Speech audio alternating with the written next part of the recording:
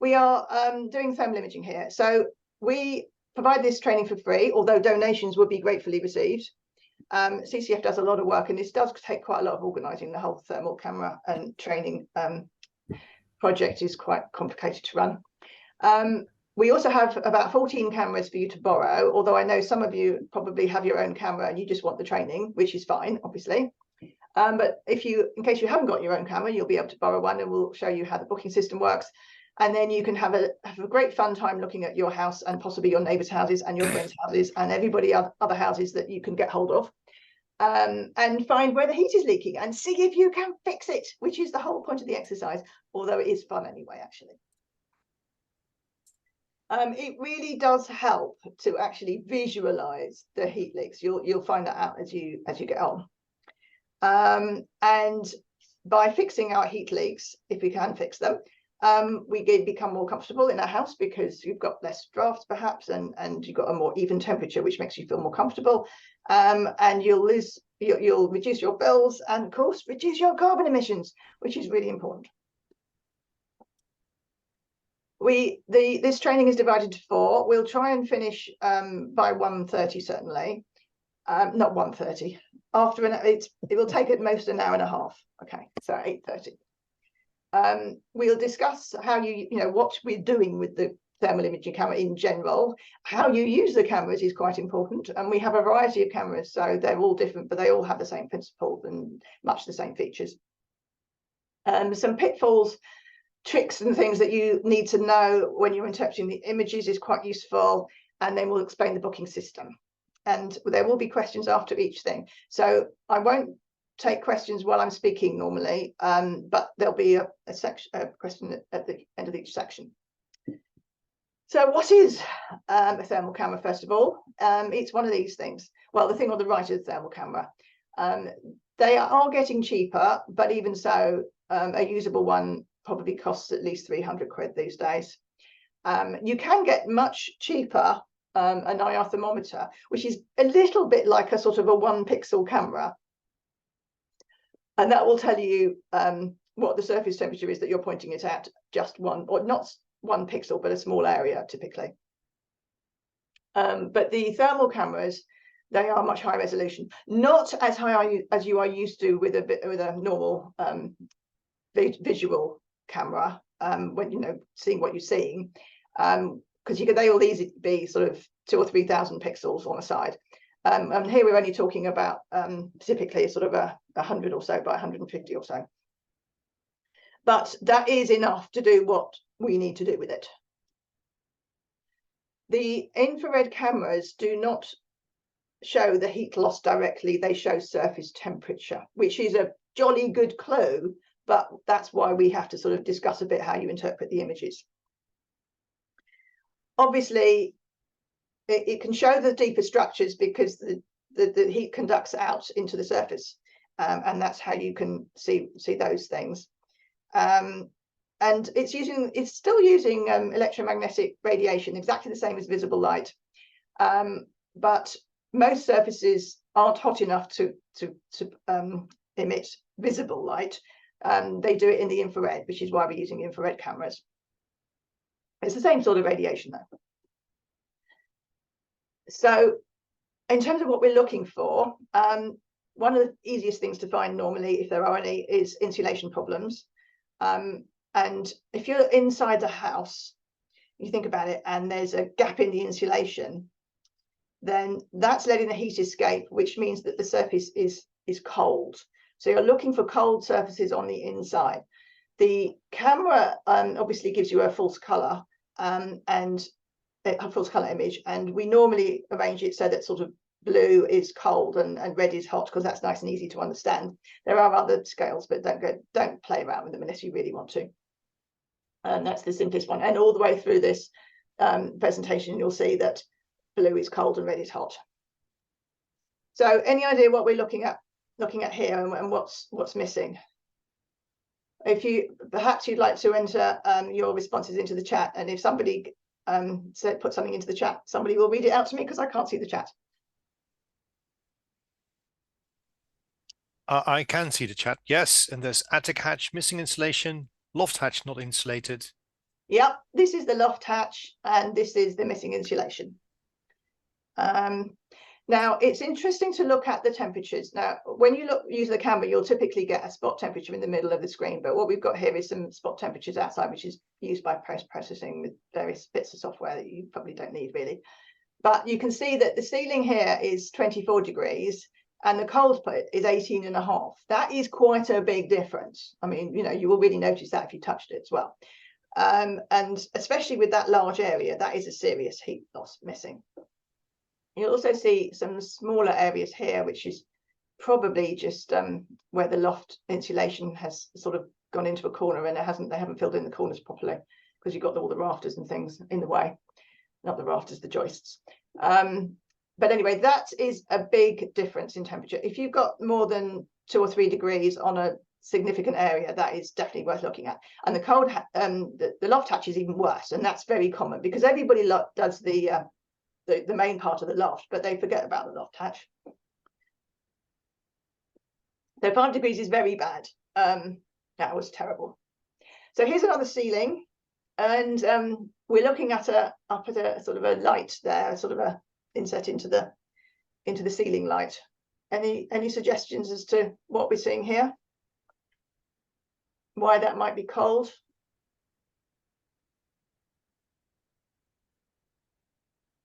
Yeah, got no insulation behind light.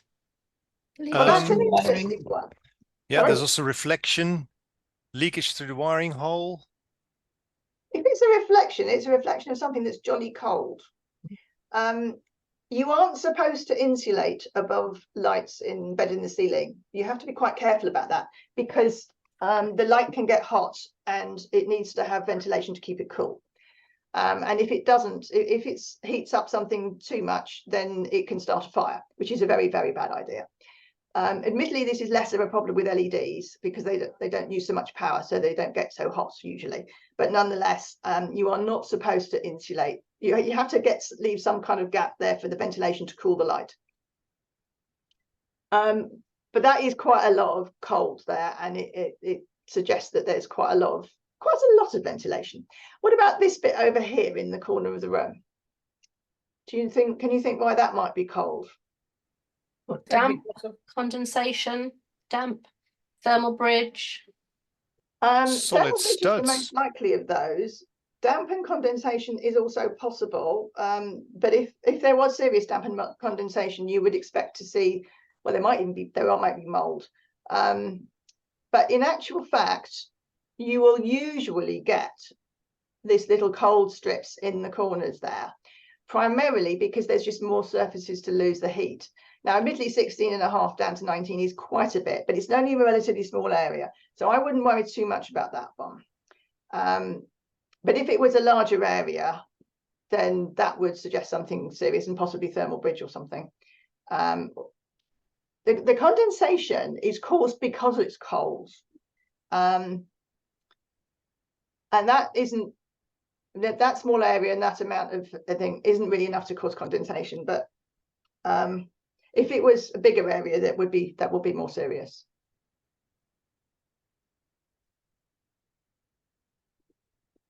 Also, another reason why, sorry, I'm going to go back. Another reason why it gets cold in the corners is because the air circulates around the room and gets, everything nicely mixed up and warm, but it tends not to sort of mix up right in those corners. So that's why you will usually get a little bit of cold there. Okay, and this is a different thing. We're looking here at a door, and this is a carpet, and this is the doorstep. And you can see there is a whopping temperature difference there because the doorstep is 8.5 while the door is 18.4.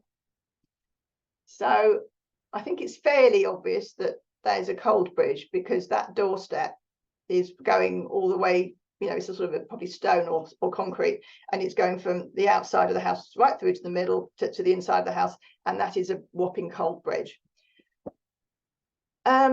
It's difficult to fix that properly because you'd actually have to put a cold break in the actual doorstep. But there are things you can do. Any suggestions as to what you can do to minimize the impact?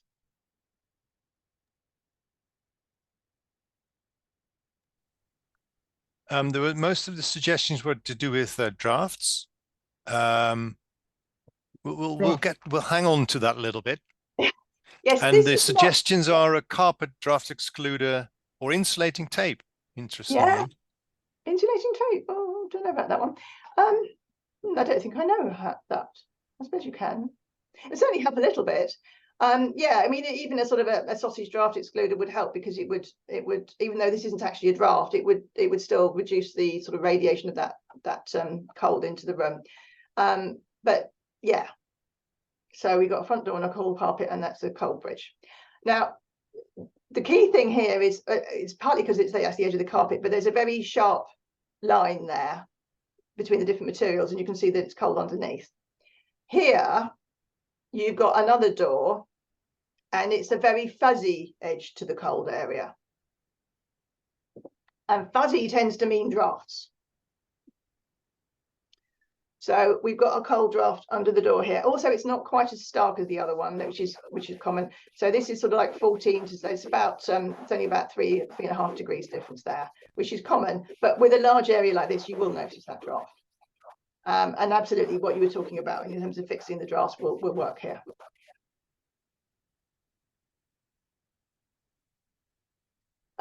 Insulation on external walls. This is a bit harder to understand maybe, but if you think about it, assuming that you heat your whole house, which not everybody does admittedly, but generally speaking, inside the house, all rooms in the house will be warmer than outside.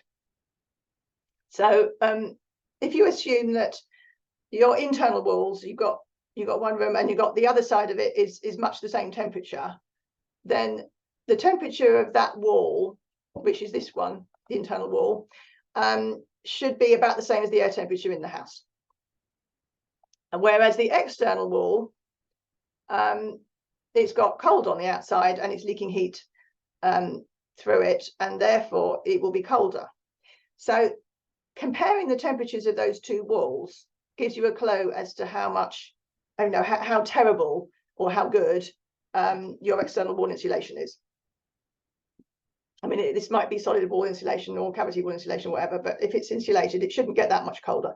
If it's more than 1 or 2 degrees cooler than the internal walls, then you would definitely benefit from better insulation. You can see here that the window itself is quite cool, but that's a different problem. It isn't just the fabric of the house that you can look at with the camera. You can also look at your heating system, for example. So here we have a radiator, which is fairly typical. So this one is 54 degrees at the top and 41 degrees at the bottom, which is reasonable. You can expect it to be normally hotter, but it's a bit hotter at the top. And here's another one, which is the other way up. Any suggestions? What's causing it and how do you fix it? needs bleeding. It is does. what the chorus says. Absolutely. So okay, I know you don't need a camera to actually see that, but it is quite interesting to look at. I have to make an honorable mention to the person who suggests that the camera is upside down, by the way. Pretty good one. This is more of a challenge. If you I don't suppose many of you got underfloor heating, but if you have got underfloor heating, it's quite hard to tell if there's a problem, and if there is a problem, where it is. But with the camera, you can see the cold patches on your floor. So here we have an interesting situation where we have some underfloor heating, which has got some kind of restriction somewhere, and this bit in the middle here is not getting warm. And the only way you would normally be able to find that out would be by digging up the floor, which is a real problem. The differences in temperatures you're looking at here are relatively minor. So because the underfloor heating works at a lower temperature, the temperature differences between where it's working and where it isn't are smaller. So the camera really is the best way to do it. What have we got here? Hot pipes.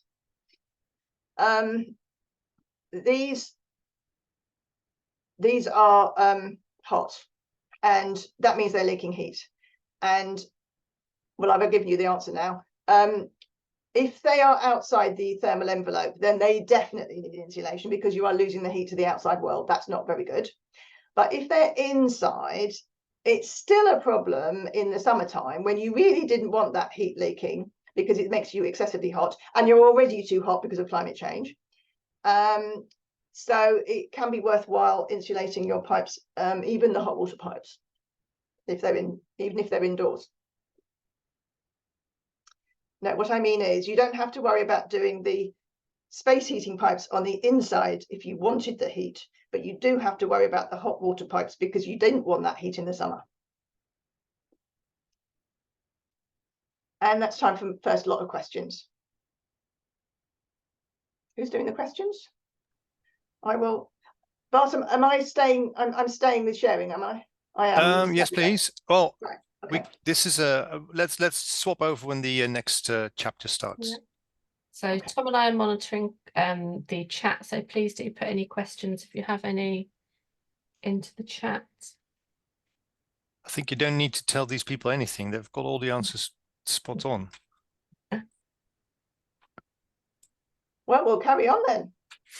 There is one question here. How exact are the temperatures on the camera? Are they accurate or more to be used as relative? Well, we don't calibrate them very often, although you can calibrate them. Well, that's just to say you can check the calibration fairly obviously. We'll actually show an example of that later on, but basically you just put some hot water, some boiled water into a container and have a look at see what the temperature is. But we do not guarantee that they are at all accurate, but it is the relative temperatures that matter. Absolutely. Yeah, I mean, if you get the word we supposed not to say, if you get the adjustments right, they can be very accurate, tenths of a degree, but it needs calibration and adjustments and verification. So that's tricky. I mean, if you think it's really bad, you know, like more than 10 degrees off, then we can send them off to for calibration, but that takes time and it also costs money. So we don't do it unless it's quite bad. Well, it's more likely you're pointing at the wrong material. Yes. There's another question from Adam, who's got the honorable mention for the upside down remark. I don't know if this is something you can advise on, but I'm wondering about air vents. What is a good temp and what can be done if it's too low? And this is a question, actually, of course, it's nothing to do with thermal imaging per se, but it comes up a lot when you start to look for thermal leaks. Yes, I have seen some excessive, in my view, ventilation, which is a very sad heat loss. But you do need to have ventilation. And so I would normally say that you need to have some ventilation in every room, certainly every room that you use, actually probably every room, full stop. And if you have more than one vent in the room, then that might be more than you need. But if you are worried about how much if you've got too little ventilation, we do now have some CO2 monitors that you can borrow as well as the thermal cameras. So you can. We've only just started up this scheme, and if you borrow a CO2 monitor, you can run that overnight or for a few days and look and see what it's logged, because it logs the temperature and the humidity and the CO2 levels, and that will give you a clue as to if you have too little ventilation or too much. Well, you won't tell you if you've got too much, but if you've got lots of ventilation, then the CO2 level will hardly rise, and then you probably got more than you need. There's a few questions on the best temperature and the temperature difference between inside and outside, and we'll get to that a bit later. There's one odd question to which I can at least provide some answer, and that's first of all, there's an example of tracking heat pipes hidden within walls. Actually, I thought the underfloor was quite a good example because probably that's not metal, that's plastic. Any plastic pipes? Anybody has any experience with tracking plastic pipes? I've certainly seen hot water pipes below the floor, not just underfloor heating, but pipes going to and from radiators. I also found a leak in a pipe that way in my own home, I hasten to add, which was a bit sad. I don't know about pipes in walls, but I'm pretty certain that you'll see them. Yeah, just to add to that, I could see the flue when we still had one in use of a gas fire in a brick chimney breast. It Oh had been on yeah, for a yeah, while, and then you can see it had a very odd kink, about two-thirds of the way up. I don't know how that came about, but I could clearly see it on the thermal camera. And the funny thing was, once you see it and you put your hand against the wall where this cold and hot difference is, you can actually feel it as well. yes, but you don't think to check it until you can see it with the camera, which is the stupid thing. No, I have seen, there was one house where they had a chimney breast going. It was right up into the attic, and you could see the chimney breast in the attic. And they said, "Oh, we don't heat the attic." I said, "Yes, you do. It may not be as warm as the rest of the house, but there's a lot of heat coming off that chimney breast because you can really see it with the camera." There were just two other questions about things that you might see. One was about a radiator again, and what it might look like if it needs flushing. And the other was about, can you pick up things like rodent body temperatures in the walls? Like, could you use it for tracking rodents in your home? I don't think you would spot them as they were scurrying around. I don't think they respond that quickly. You'd have to have a more expensive camera for that. But I expect you could see if there was a nest and some babies, because they'd be in one place for a while. I think that would be pretty obvious. Or if your cat's got one trapped behind the sofa or something, Yeah. So what was the first question again? About what a radiator might look like if it needs. Oh yes. We have flushing. seen sludged up radiators, and they tend to get sludged up at the bottom. So they tend to get sort of very cold at the bottom, and then the hot water sort of goes up and across and down. But any kind of cold patch in a radiator is a bad thing. I mean, it should be like the ones we saw. Yeah, there's an interesting comment here that it should be a pyramid because of course, the inlet and the outlet. Yeah, it comes in at one end, and then it sort of goes across the top, and then it has to go down again. So just the flow of the radiator has to go through the two endpoints. But if it tends to get sludged up in the middle, then you'll get a cold patch in the middle there. But as I said, it could be anything. I mean, anything could happen. So we've had a few questions just about things like where you might stand, the distance you might be away from things that you're imaging, whether you'd need to move furniture in a room, and whether you need to put the heating on in the room and things like that to get it up to a certain heat. So there's just a sort of few questions on kind of the practicalities as well. I think Bart will be covering that in the next section, Yeah. won't you, Bart? Yeah, I think actually you've got a very good picture on where you see this is taken from quite a large distance, and a lot of the detail is lost because there's limited number of pixels available. When you get up close, you can actually see quite a lot of detail. So it depends. You can go from very far away, but you can't see all the finer details that you are probably used to nowadays with a phone camera or something like that. But yeah, should we move on to the next section? Okay. Yeah, I think we're at that time. Okay, then I'll start sharing, and it's almost the same. So this is about using the cameras. You see there a picture of the one of the cameras we've got, and already you can see quite some astounding differences in temperature where there's a very badly insulated bit of the house being on display.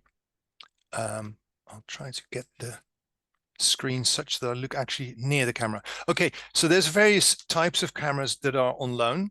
There's a Fluke TR105, just sort of a standard resolution for a thermal camera. I think this is one of the longest standing members of the arsenal. There's quite a fancy one with a bit higher resolution, the Fleur E40, but they have manual focus SD cards. I think that goes for the Fluke. And there's a lens cap you shouldn't forget to take off because otherwise there will be very little to see. Most of the cameras, you're most likely to get one of the smaller Fleurs, the Fleur C2, C3, or C5, increasing resolution, but they all have the very compact, very handy actually form factor. And there's another camera on loan that is the HIC Micro Pocket 2. Haven't had the pleasure to handle it yet, but that has a bit higher resolution with the same convenient small form factor as the Fleur C series. The smaller ones are more modern. They've got touchscreen USB connections, and they've got some internal memory to store the images, so you can download them later to your PC. There are video manuals and user manuals for your camera. And one remark is that please don't attempt to clean the lens. These lenses look very dark because they are have transmission for the infrared, but not the visual, which might be a bit confusing if you see them and you're trying to clean them very hard, because they will never go really clear. Then a few words about picture modes. All of these cameras can do thermal only mode, where you just see the thermal image from the thermal camera. Then there is some clever trickery going on with the MSX that is present on Fluke, not on the Fluke cameras, but on the Fleur cameras. There is an interplay between a normal visual camera and the thermal. And the thermal is basically used to color in between the edges that the visual camera sees. So you can see that there's a lot of more detail visible, but that is from the visual, and it gets blotted in with the thermal imaging. Then there is another imaging mode that is quite useful, and that is the picture-in-picture, whereby the visual and the thermal are overlaid. So you can, with the visual, you can actually see what you're looking at, and then it gets a sort of the thermal gets projected over that, so you can actually see which element you're looking at is cold and warm. It might be, of course, with the picture shown here, it's quite obvious, but it might not be so obvious in certain situations. Then this is one of the most important things, actually. There's the color temperature scale. As Nicola already said, there's a sort of a convenient coloring in of the thermal image, where blue is cold and red is hot. But the cameras, they adjust continuously. And as you can see here, there's very little detail on the house visible because it's all blue. But there is a person standing in front with a normal temperature head that makes the camera shoot up and adjust so that the head fits in the available temperature range. That means that the house where the subtle temperature differences are present, which is what we're looking at, or we want to find, is sort of completely lost. The detail is completely gone. Now, there is a manual or a locks mode where you can lock the range that the camera adjusts to, or sort of doesn't adjust to any longer. And then what happens is you keep the detail of all the elements of the house in the background, and the person in the front is just hopelessly overexposed. But that's not a problem, because you're not trying to sort of look for problems in the thermal household of the person. So for comparisons, and if temperature extremes, or you would just want to get a solid picture with a bit more exposure instead of the thing constantly adjusting, the manual and locks mode is what you would prefer. And also, I hope the video now works, and it should. There's also the color range that, of course, as explained just a minute ago, adjusts to cover the hottest and the coldest in view, and that is particularly visible when you move the camera and the night sky comes into view, which can be very cold. You see, the camera starts to adjust to get the night sky, which might be -20, -40, just the bottom of the range of the camera into view. I'll show it just one other time. Whoops, is that working? So now you see all the detail in the house, and now all the detail is being blotted out because, sorry, this is the second video, of course. This is where the range is locked. So can I now go back to just show it one more time? I think I can. This is all, oh, I'm messing up here. Sorry about that. This is the one where the auto adjustment does work. So you see that the night sky comes in, and suddenly everything, all the resolution, all the details lost. And here again is where the range is fixed, and you see that the detail is visible, and the night sky is black and remains black. The camera doesn't try to adjust for that. And that is, I think, the mode you will be operating in for most of the time. We've mostly talked about inside, although the pictures just shown were taken on the outside. It does get a bit of switching your head around things when you go to the outside from viewing the inside. Here, of course, hot is leaky, hot is bad, where in the indoors it was the other way around. And cold is actually good, because cold means there's no heat leaking from the inside. Whereas, you know, when you see heat on the outside, there's only one place it can be coming from, and that is the inside. Although that needs refinement, as we will see in a couple of slides. In this house, there was actually very good external wall insulation, which appears very cool, but the loft insulation was sort of overlooked. So there you see that quite a lot of heat is leaking away through the roof. And there's a few oddities where you can see some reflection in the glass. That is probably the person taking the picture. Now, we've talked about drafts and cold bridges. Cold bridges you can see from the outside, but drafts are usually easy to see from the inside. Of course, that needs cold air flowing into the house. So if you want to make drafts extra visible, turning on the extractor fan helps. You know, cooker hoods are very powerful. So leaving them on for a few minutes will reveal more leaky spots where cold air comes in. So that makes it all easier to spot these things. From the outside, it is very difficult. You would have to inflate your house, which is not something many people can do. A house survey is what we really would encourage. I mean, if you get hold of the cameras, you will have them for at least 2 days. So it would be good to not do your own home, but do your friend's home and your neighbors if you're on speaking terms with them, to help as many people as you can. The best time, of course, is when it's cold outside. Preferably, it needs to be inside. It needs to be 10 degrees warmer than out.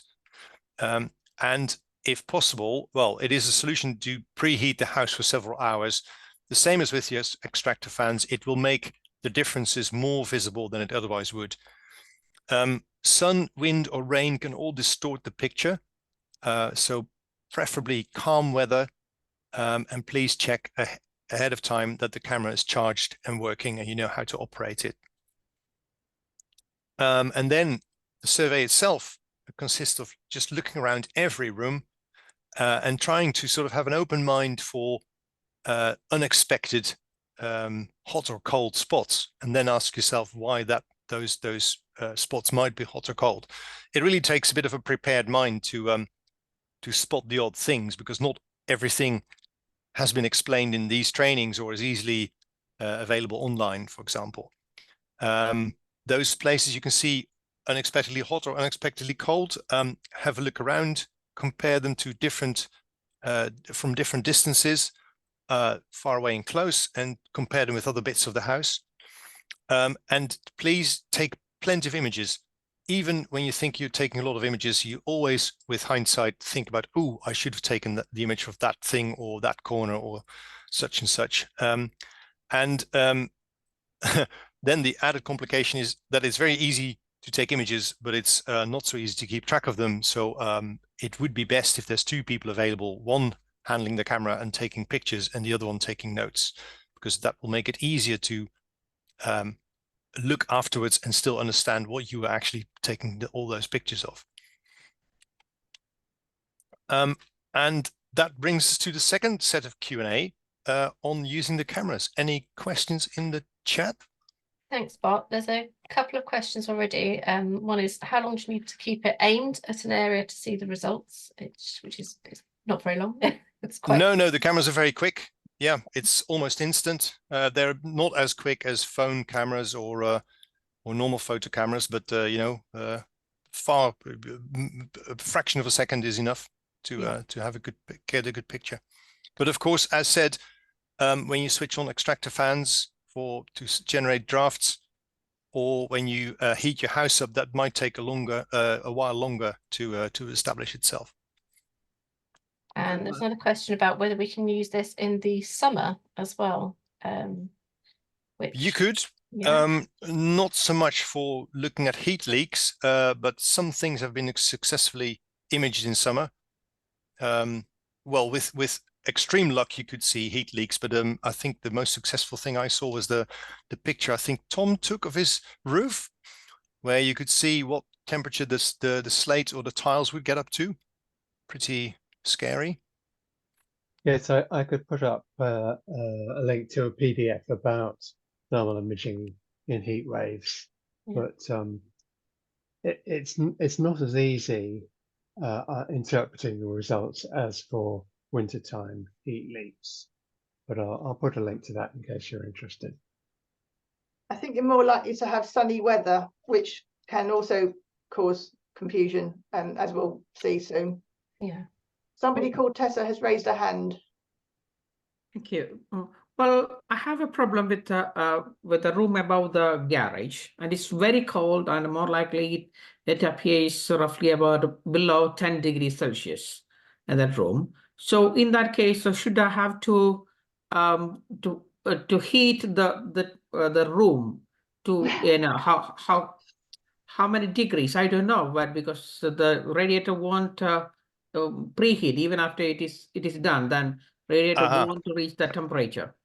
Yes, well, this brings up, actually, you've asked the question that condenses a lot of slides in one, namely, why is the radiator not getting up to temperature? You know, you could have a look at that. If the pipe feeding it gets hot, but the radiator doesn't, there's clearly a blockage somewhere.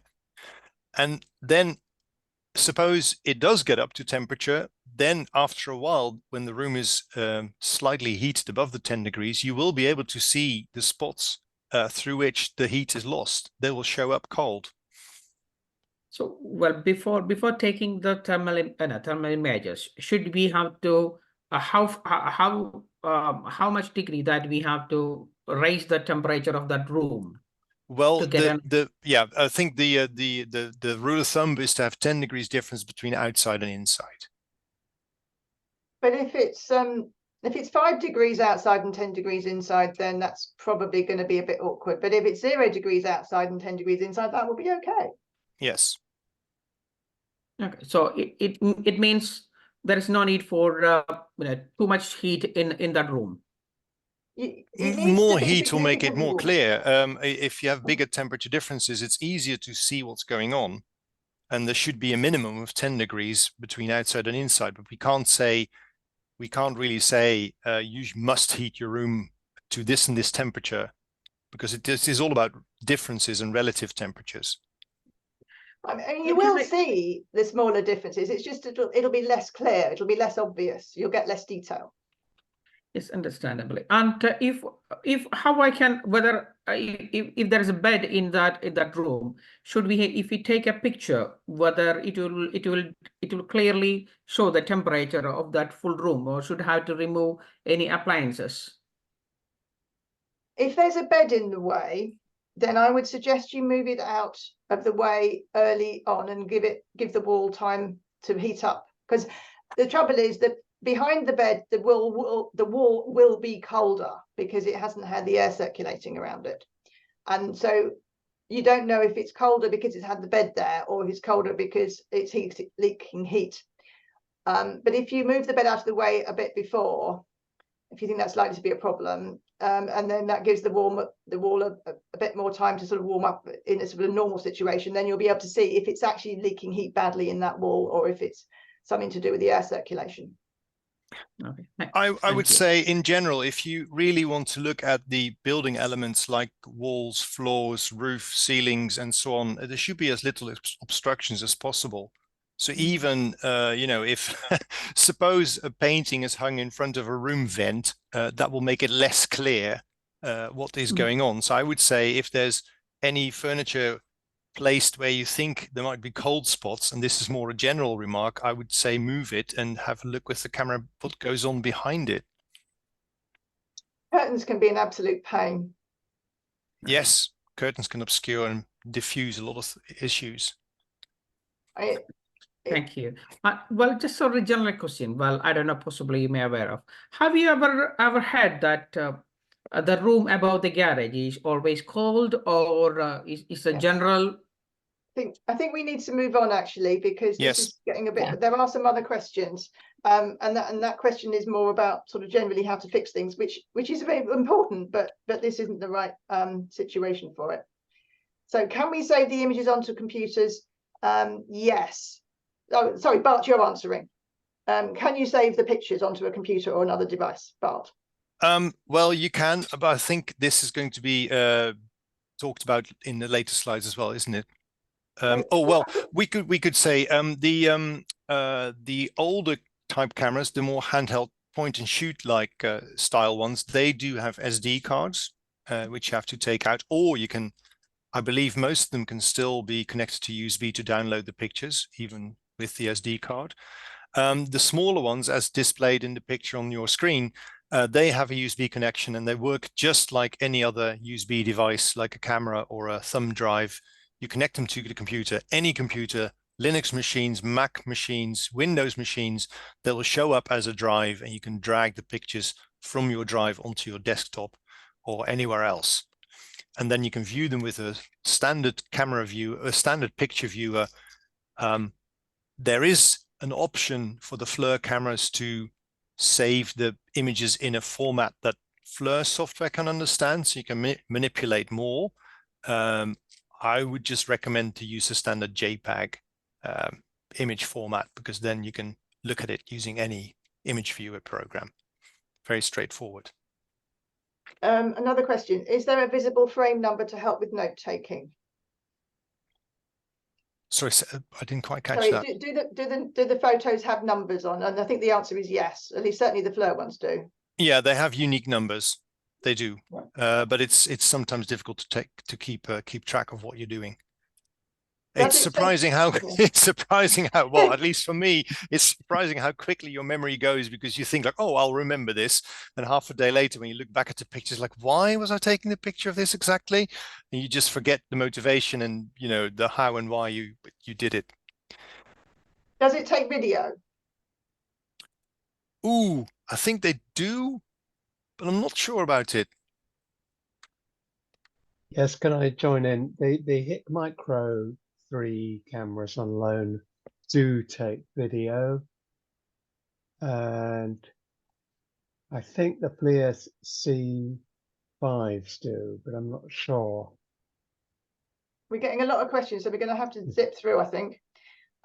What would you expect to see with photovoltaic solar panels on the roof? That's a very specific question.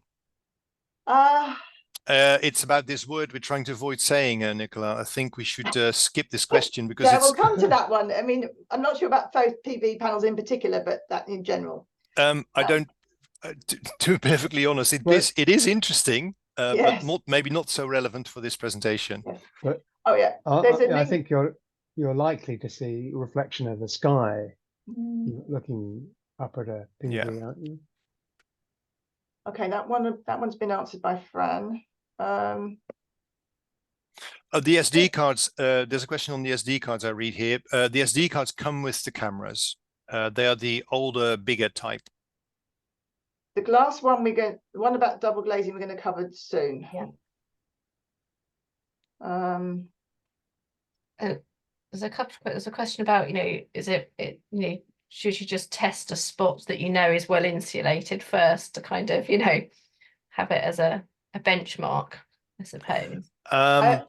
It is useful, but again, we have to stress that we're looking at relative temperatures. So we're looking at differences more than absolute temperatures.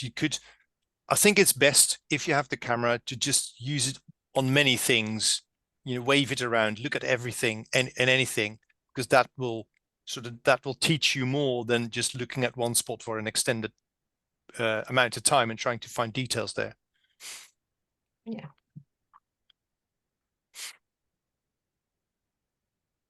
So there's a lot of questions here about how long does the charge last, and I think the answer is, if it isn't lasting long enough, then it should last for several hours at least.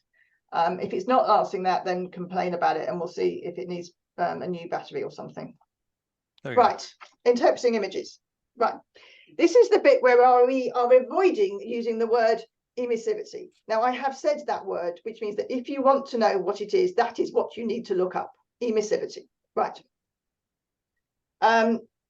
You've got our problems because, as well as sort of seeing the surface temperatures, you are getting confused because there's reflections, as we saw in that picture with the glass, some other minor problems as well. So here we have an example demonstrating reflections. Here is a kettle, and it has just boiled. So the water in it is very, very hot, and it's a metal shiny kettle, and consequently the surface is very, very hot. However, when you look at in this image, SP2 is 32.4 degrees. It looks like that spot is only 32 degrees, which is ridiculous. And that is because it is reflecting the rest of the room because it's a shiny surface. And that's what you're seeing. You're seeing reflections. So when you have this problem, there is a very simple solution, which is that you get yourself a piece of PVC tape and you stick that to whatever your surface it is that you're trying to look at. So it's electrical tape. There should be some in with the camera. When you get the loan camera, you should have a little roll of tape in there as well. And if you particularly want to check the surface of something which is shiny, stick some tape on, and that bit won't be shiny anymore. So then you can take the get to the true temperature, or at least the close to accurate temperature. And as you can see here, it's labeled as 95. So that is your solution for reflections. And here's another problem which you can have. Well, it's sort of related, but yeah. So some materials can be transparent. And so invisible light, for example, if you look at the man's glasses, invisible light, the glasses are transparent and you can see his eyes. And in the IR view, which is on this one on the right, they are black because you can't see through them. So the surface of the glass is cold and you're not seeing the nice warm eyes behind. Interestingly, some materials that are opaque, invisible, like this black bin bag, are actually partly transparent in IR. And that's really interesting. And so you can sort of see his hands there inside the bag, which I think is really clever. So sometimes you have to be a little bit careful, but it depends on the actual materials that you've got. So most opaque materials are absolutely fine. Paintwork, wallpaper, brick, carpet, no problem at all. Your problems tend to come actually the transparency is pretty rare, but like the black bin liner, you're more likely to have a problem with reflections. And bare metal is terrible, obviously. Glass is highly variable.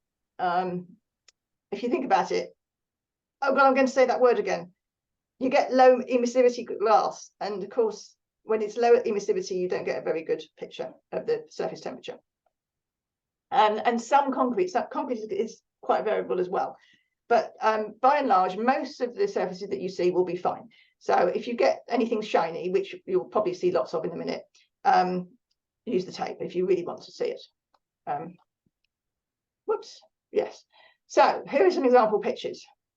Why is this window so cold? It is apparently -12, -4. Well, hang on. That says SP3, and the top window is -5. Where's SP4? I don't know. Anyway, these windows are. Sorry, yeah, it's reflecting the sky. Absolutely. The sky itself is very cold, and the upper window is -12, which is not very warm. And I can assure you that it is not -12 inside that house. Now, if you think about it, you're standing down below and you're pointing the camera at an angle up at that window, so it's going to be reflecting from the sky above. And you will see the sky. And that happens quite a bit with windows on the outside. The lower window is -4, which it also seems rather cold. But it's good. It must have been a very cold day. And yeah, okay. Here's another example with shiny metal this time. So you can see that the metal letterbox seems to be very warm, which is ridiculous because you would expect it to be cold. and ditto the little hole here, which is the keyhole or the spy hole, probably the spy hole. Now, in this situation, it isn't always obvious exactly what it is that we're reflecting. But if you think it might be you, which is the most common thing, if you're pointing your camera at the door and you're seeing a warm patch that you're not expecting, move sideways around a bit and see if the reflections move. And if the hot spot is moving, then it's a reflection of you or whatever's moving. This is the reason why we don't like sunshine. So here is a house, and it's sort of got these sort of wings, and there's been some sunlight coming in from the side and shining on this right-hand wall, and it's appearing very, very hot here. And it's not because it's warm, it's very well insulated, it's because it had sun shining on it. And the walls will stay warm for a while, you know, an hour or so. So if it's been a very sunny day, that's going to cause you a problem, and you're much better doing all your tests on the inside. If it's in the evening, you know, if you can wait an hour or more after sunset, then you should be okay. Here we have a picture of two houses, one of which seems to have very warm windows and the other one doesn't. So why are those windows such different temperatures? I mean, do we have time for suggestions, or should I just leak through? Somebody checking the timing? Not the timing, but I'm seeing there's lights on is a suggestion, curtains closed, single versus double glazing. Yeah, all possible. Well, we're seeing these are clearly sash windows, and sash windows, lots of people have got single glazed sash windows, so that's quite possible. The curtains wouldn't make that much difference. They will make a difference, but they wouldn't make that much difference. It's much more. There's another possibility, which hasn't been suggested, which is that it is Tom's house on the left here. And Tom keeps his house quite cool. And next door at that time had a lady in who wasn't very well, and she had the heating up very high. So basically you have to consider what the temperature is on the inside as well as the outside. When you suggested it was Tom's house, everybody said that it wasn't heated, so all of a sudden. So yes.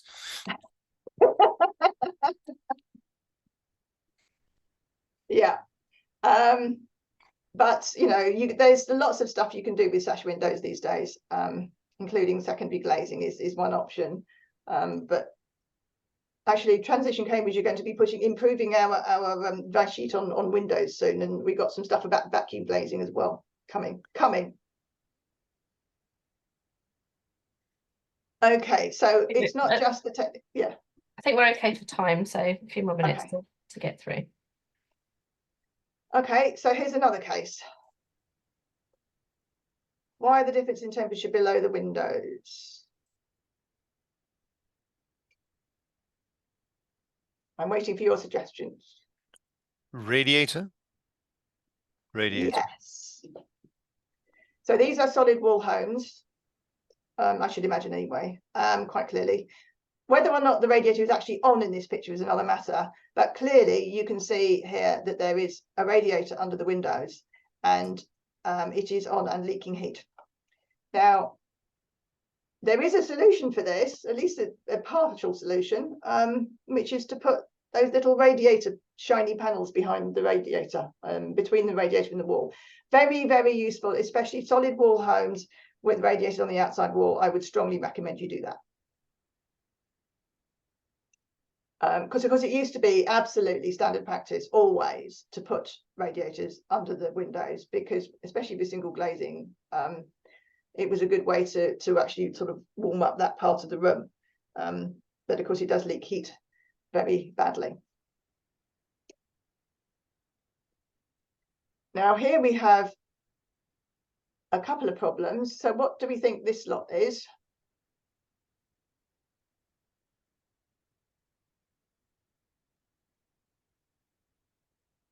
window seal. Yeah, I mean, I've seen windows like this so many times. It is really reasonably easy to fix. But when you see that with the camera, you can see how much heat you are leaking out of those windows. It's usually the openers, they're not fitting properly, and consequently you need some gel strip. And there's more over there. This bit is more subtle.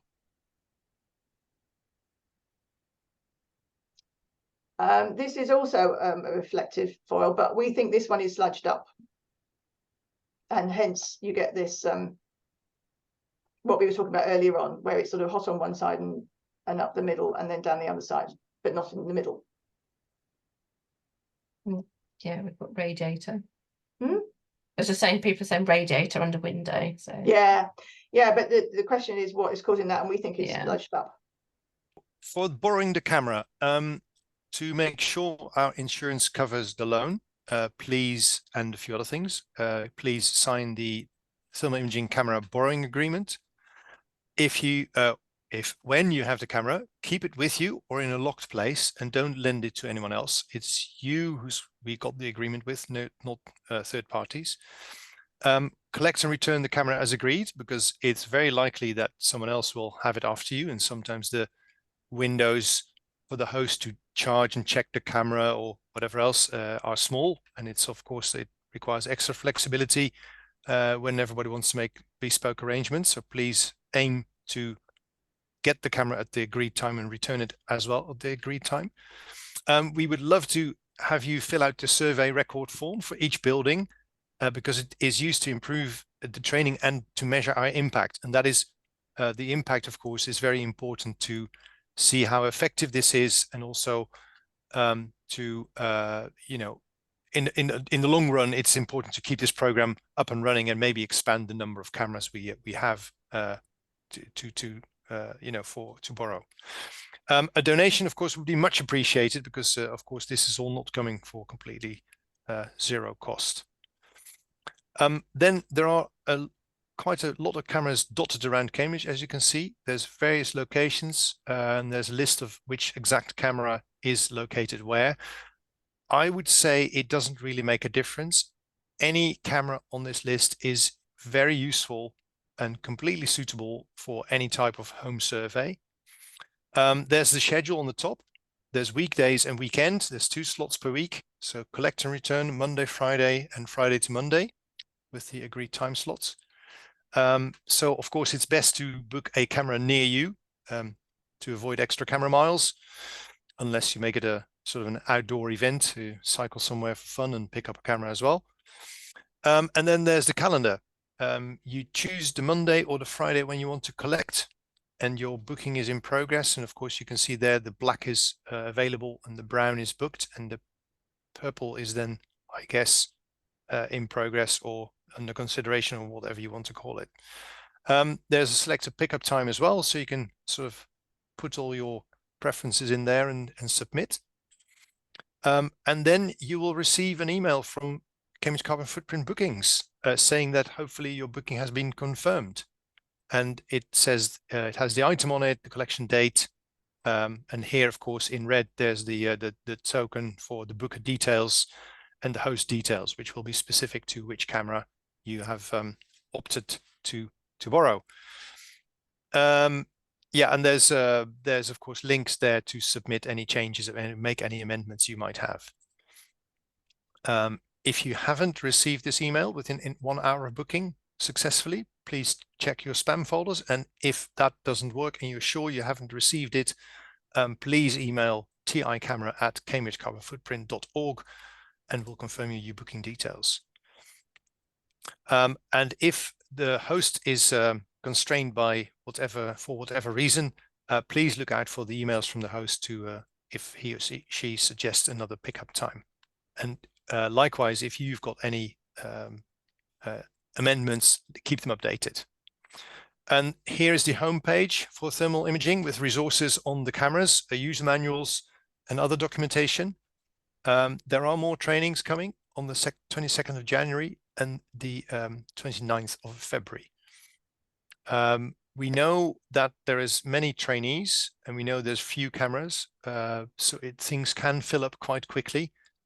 Yeah, I think that's all there is. And again, I would really recommend you to see if you can make it a multi-home survey, if you have the chance. And then there's final questions. It doesn't have to be about booking, but can be about basically anything, I think. Bart, could I just say, because we're coming up to Christmas, obviously. Our hosts are all volunteers, and we're giving them Christmas Day and New Year's Day off, which happen to be on Monday, which are borrowing days, so they will not be available. But do keep checking for other dates. And someone's just said about returning on a bank holiday. It's up to the host, really. When you get the camera, and you'll speak to the host about returning it, so talk to them about what works best. So yeah, and there's a question about flexibility. I think most hosts are fairly flexible if you let them know in advance, of course. bear in mind too that if you are emailing us any questions, that's going to be probably myself picking that up, and that could take a day or two potentially for me to pick it up and get back to you. I'm not I don't work all the time, but we will try to get back to you as soon as possible. There were a couple of questions about if we had puzzling images or weren't sure what we're looking at, then could we get in touch with someone for suggestions or advice? Or is there a troubleshooting forum for images if they're not particularly clear? We don't have a troubleshooting forum as it is. I guess your host could offer advice, but they're not sort of super experts or guaranteed super experts. Some of them probably are on thermal imaging. If it's really tricky, it might require some thinking about. So it might not be too obvious in the first glance what it is. I hate to say no, dropping us an email. Yeah. And drop us an email at TI Camera, and we can have a think and help if we can do. So the email is, it was somewhere, but there it is. TICamera@cambridgeCarbonFootprint.org. So can I just say and answer a couple of questions? So there is now a link in chat to the slides, I believe. Yes. There is, yeah. And Christine Ward is asking from Sustainable Cottonham, asking about a lot of surveys they're doing, 15 people wanting surveys. So the batteries in the cameras are all rechargeable. So I'm sure your batteries won't last for 15 surveys, but you'll need to top them up in between surveys. In general, they last 2 or 3 hours, the batteries. If you have one of the cameras, in fact, the majority of the cameras have a USB socket on them through which they're normally charged from a mains adapter, a charger. If you have one of those USB power banks, for recharging your phone, you could use that instead to keep your camera topped up if you want to keep it going for longer than its own battery can last. But in general, you will have to recharge the battery every 2 or 3 hours.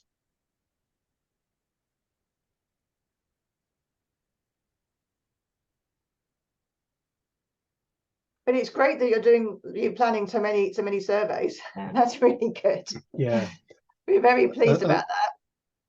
I'm particularly interested to support any group wanting to do multiple surveys, and we'll suggest you email the address that we've talked of, ticameras@ccf.org, and in fact we have a camera which I'm hosting, which is kind of reserved for people doing multiple surveys, and we'll make an arrangement with you to have the camera for a bit longer if you need it. There's an interesting question here from Judith Lindley about curtains and blinds being. I said the curtains can be a pain. The thing is, with windows, you usually are most interested in the frames. So just drawing the curtains exposes quite a lot of the frame, but not all of it. But it will cover it mostly. And if it is a serious problem, air does flow around curtains a bit.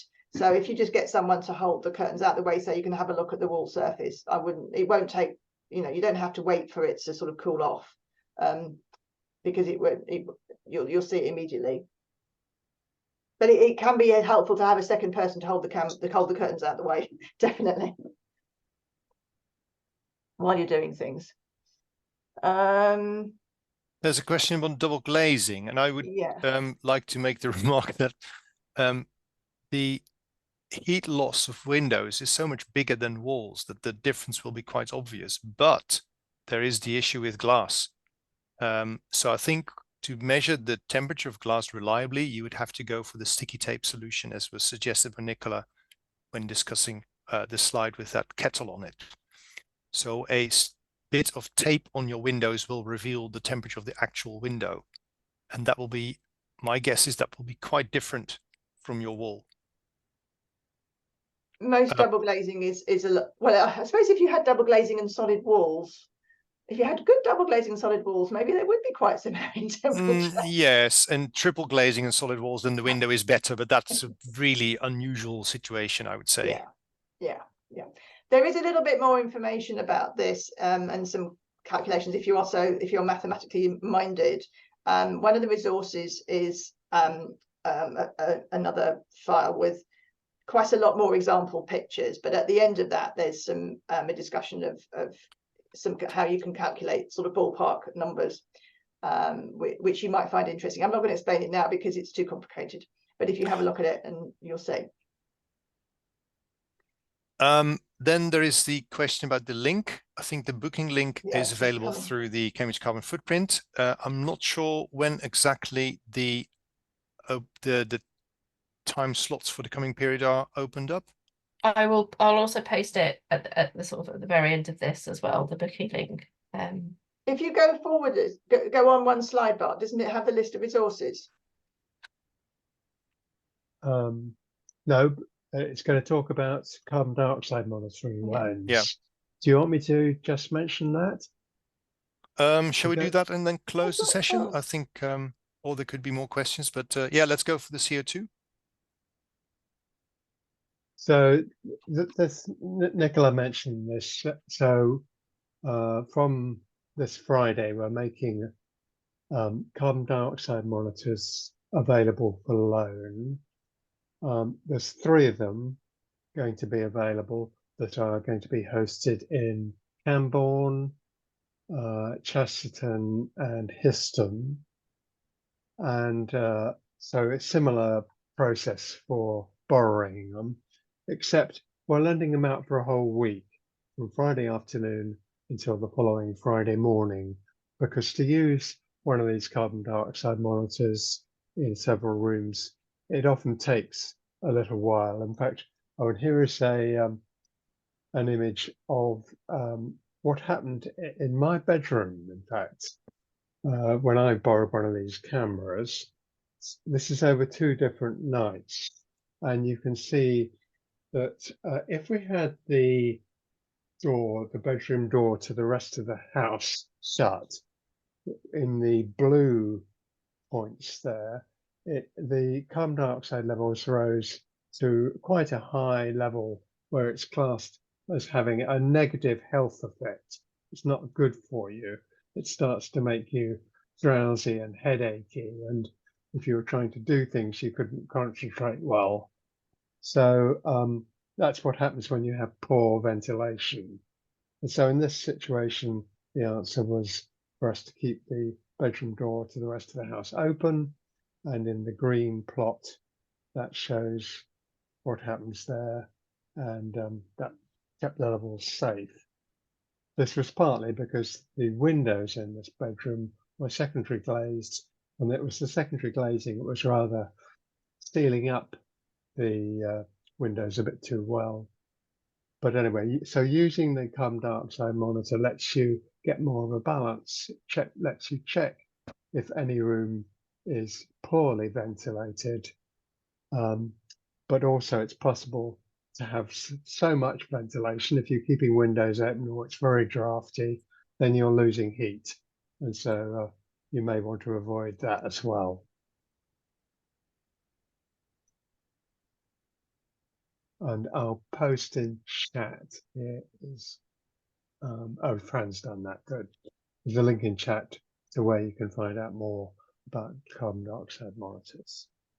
I think that's enough on that, isn't it? Yeah, I think that brings us to the concluding slide, which wishes you everybody good luck with your thermal imaging, and to hopefully you can see where your home is leaking heat and have a look at others' homes to see image the same thing. I'm just popping a link onto the camera booking. It is open. Bear in mind, if the 100 odd of us go on and start booking it now, it might go quite slowly. But there's plenty of availability over the next few months, so don't worry, do have a look.